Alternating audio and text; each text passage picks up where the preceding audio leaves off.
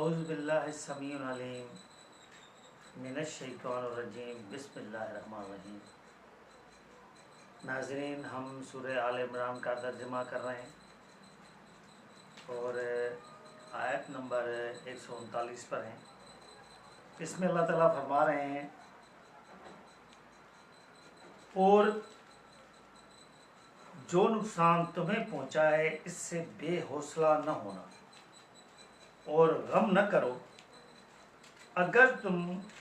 مومن ہو، ایمان والے ہو، تو بالآخر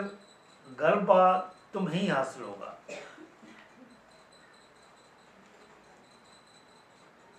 اگر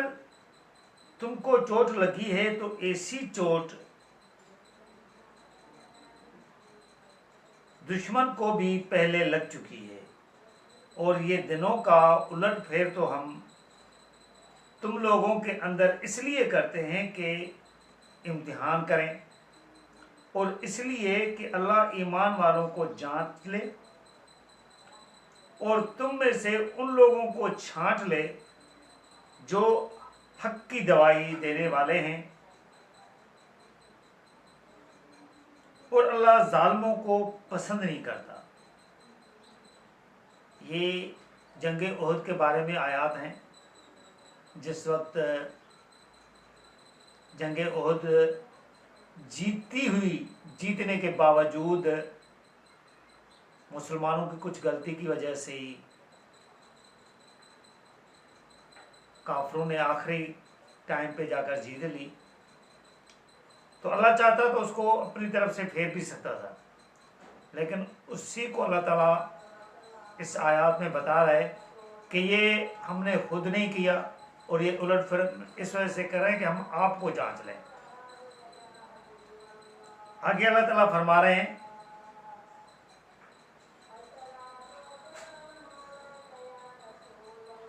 کیا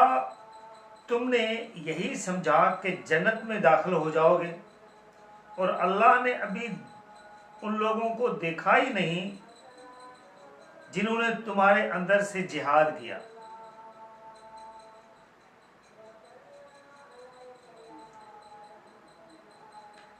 اور اس لیے کرتے ہیں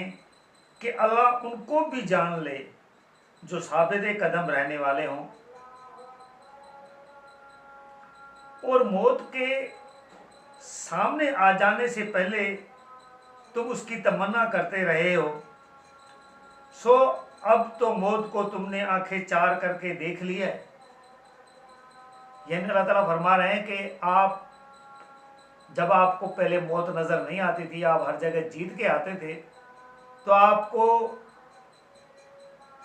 یہ دل میں حسرت اور تمنا ہوتی تھی کہ ہم اللہ کی راہ میں قتل ہو جائیں۔ تو اب آپ کو پتہ چل گیا کہ جب موت سامنے آتی ہے تو پھر یہ کیا ہوتا ہے۔ تو اسی طرح جو لوگ یہاں بھی نعتوں میں کہہ رہے ہوتے ہیں نا کہ اے نبی ہم آپ کے ٹائم پہ ہوتے تو ہم یہ کرتے، ہم وہ کرتے، موت جب آتی ہے تو پھر موت کو دیکھ کے نا بندے کے ویسے ہی حواس گم ہو جاتے ہیں۔ یہ صرف لفظی بیانی بات نہیں ہے کہ آپ نے بس لفظوں میں بول دیا اور یہ جو ہے نا وہ ایسے ہی پھر اسی ٹائم آپ برداشت بھی کر پاؤ گے۔ پھر اللہ تعالیٰ آگے فرما رہے ہیں، محمد ایک رسول ہی ہیں، ان سے پہلے بھی رسول گزر چکے ہیں، پھر کیا وہ مر جائیں یا قتل کر دیے جائیں تو کیا تم الٹے پاؤں پھر جاؤ گے؟ یعنی حضور صلی اللہ علیہ وسلم کے لیے بولا جا رہا ہے کہ ان کو اگر موت آ جائے یا قتل ہو جائیں کسی جگہ پہ، کوئی ان کو قتل کر دے، تو کیا اسلام کو آپ چھوڑ دو گے؟ آپ مسلمانی سے مکر جاؤ گے، پھر کافر اور مشرک بن جاؤ گے؟ اور اللہ کا کچھ نہیں بگاڑے گا وہ، اور اللہ ان قریب ان کو صلاح دے گا جو ہر حال میں اس کے شکر گزار ہیں۔ یعنی اللہ تعالیٰ فرما رہے ہیں کہ اگر آپ مکر جاؤ گے نا، پھر جاؤ گے کافر بن جاؤ گے، انکار کر لو گے، مشرک بن جاؤ گے، تو اب اللہ کا آپ کچھ نہیں بگاڑ سکو گے، اور اللہ ان کو صلہ دے گا جو ہر حال میں کچھ بھی ہو اللہ تعالیٰ کو اپنا آقا مان رہا ہے۔ اللہ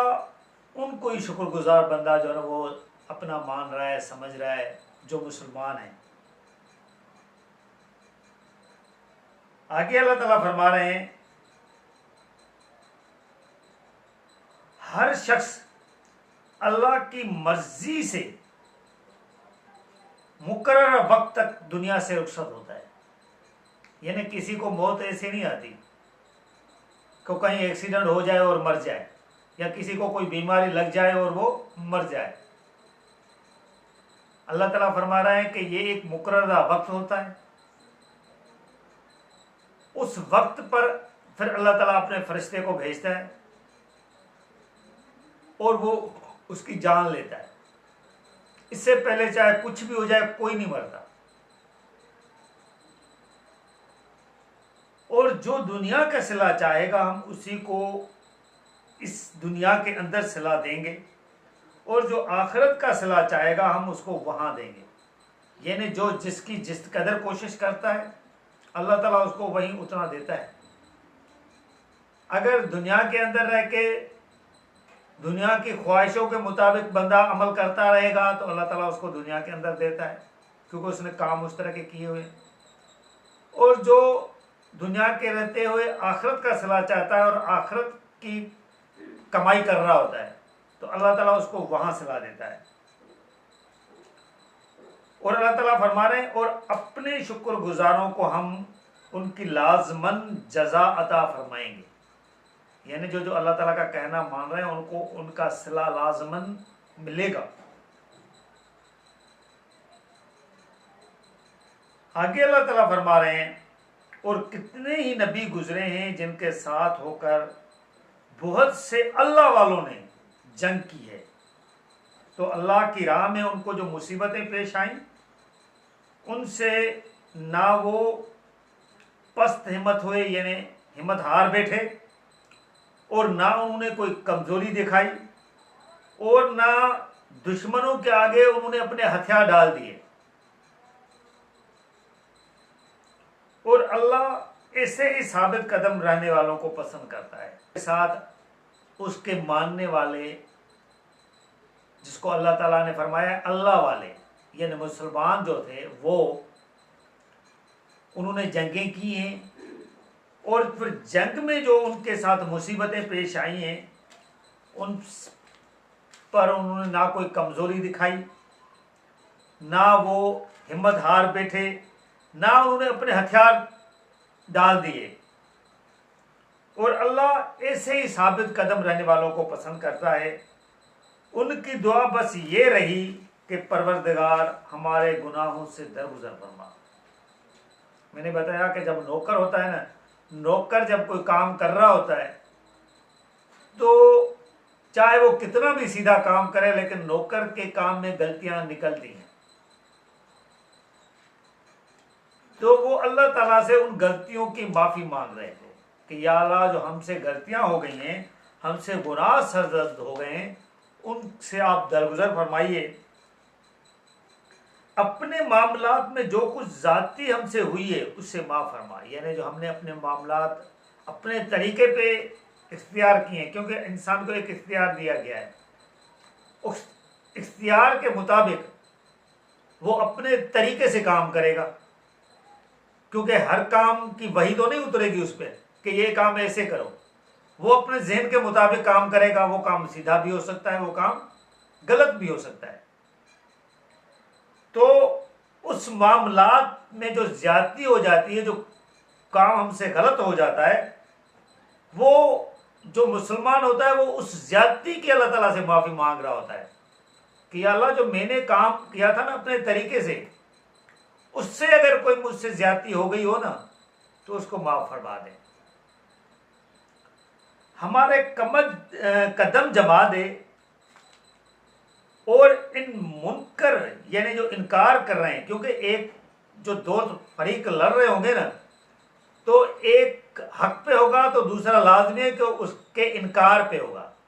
لڑ اس وجہ سے رہے ہیں، ورنہ تو لڑائی کی کوئی وجہ ہی نہیں ہے. کوئی پاگل تھوڑی ہے کہ ایک ہی بات پہ دونوں لڑ رہے ہوں گے. ایک بات کرے گا، دوسرا دوسری بات کرے گا. یہ چیز ہوتی ہے لڑائی کا سبب.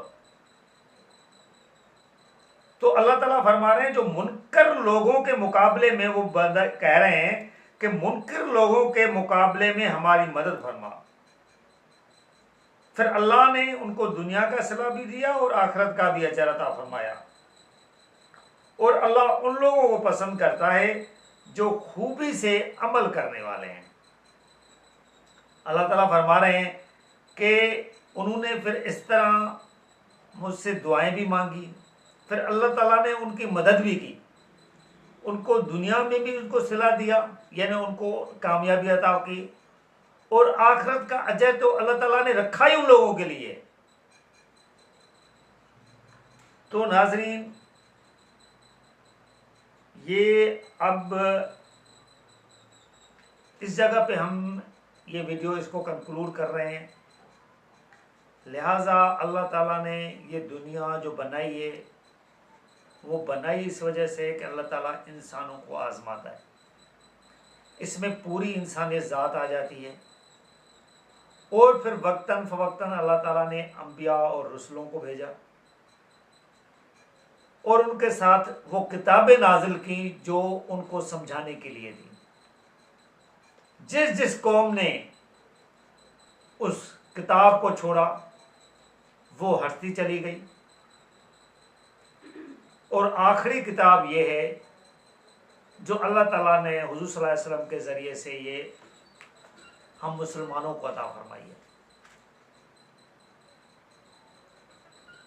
اس کتاب کو ماننے والوں کو چاہیے کہ اس کتاب کے مطابقت پر اپنے عمل کریں، اور اس کتاب میں جو کچھ لکھا ہے اسی کے مطابق ہی فیصلہ کیا جائے گا، کیونکہ یہ کتاب ایک دلیل اور سند کے طور پر ہے. اگر آپ دلیل کو چھوڑ دیں گے، سند کو چھوڑ دیں گے، تو پھر اللہ کے حضور کیا پیش کیا جا سکتا ہے؟ یہی کتاب ہے جو سند ہے، جو دلیل ہے، جو ہم اللہ کے حضور پیش کر سکتے ہیں. تو لہٰذا اس کتاب کو مانیں، اور اس کتاب پہ ہم سب کو اللہ تعالیٰ چلنے کی توفیق عطا فرمائے. جزاک اللہ.